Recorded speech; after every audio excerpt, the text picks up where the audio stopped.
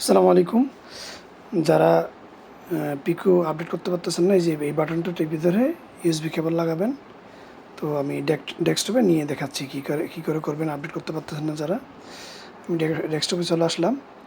তো ডেস্কটপে আমি স্ক্রিনটা বড় করে নিচ্ছি। এখানে লিখলাম আমি b4.cn লিখলাম।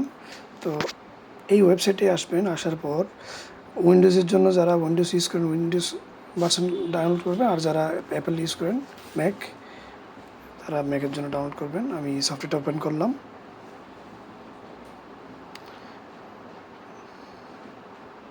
এই যে এই পিকো যে অপশানটা আছে এখানে ক্লিক করবেন। এখন আমি এই যে দেখেন, আমি ছবিটা আবার দেখাচ্ছি।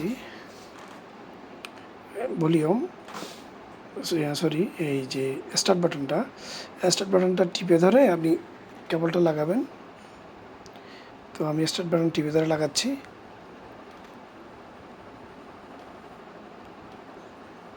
একটা ডিভাইস কানেক্ট করতেছি, যে লাগানোর পরে যে দেখেন আপনার এটা 1.56, এটা অল ভার্সন। এখানে সিরিয়াল দেখাবে, এখানে ভার্সনটা দেখাবে। আমি আপডেট দিলাম।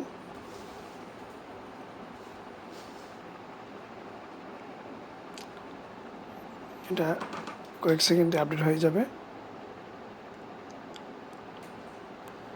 এই যে আপডেট সাকসেস হয়ে গেছে। তো যাদের আপডেট নিয়ে এই সমস্যাটা হচ্ছে তার জন্য একটা সুখবর আছে। তারা কিভাবে করবেন আমি দেখাচ্ছি। আমি এটা আবার লাগিয়ে দেখলাম। এই যে সিরিয়াল নাম্বারটা দেখেন, হ্যাঁ, এই যে 1.57 হয়ে গেছে, আগে ছিল 56। তো একইভাবে আমি আরও একটা ওই করে দেখাচ্ছি, লাগিয়ে দেখাচ্ছি। এটা যে দেখেন 1.56, আমি এটা আপডেট দিয়ে দেখাবো। তো যাদের আপডেট হচ্ছে না তারা করবেন কি, ওয়াইফাই ইউজ না করে কম্পিউটারের সাথে আপনার রাউটার থেকে সরাসরি কেবল লাগিয়ে দিবেন। খুব সুন্দর মতো আপডেট হয়ে যাবে। আর নেটের স্পিডটা যদি ভালো থাকে কোনো কথাই নেই। তো এই হচ্ছে মূল সমস্যা। যারা আপডেট করতে পারতেছেন না তারা এইভাবে আপডেট করে নেবেন। আর এগুলো আমাদের সাথে যোগাযোগ করবেন যাদের প্রয়োজন আছে। ডিসক্রিপশানে আমি ডাউনলোডের লিঙ্কটাও দিয়ে দিচ্ছি, যে সফটওয়্যারটা।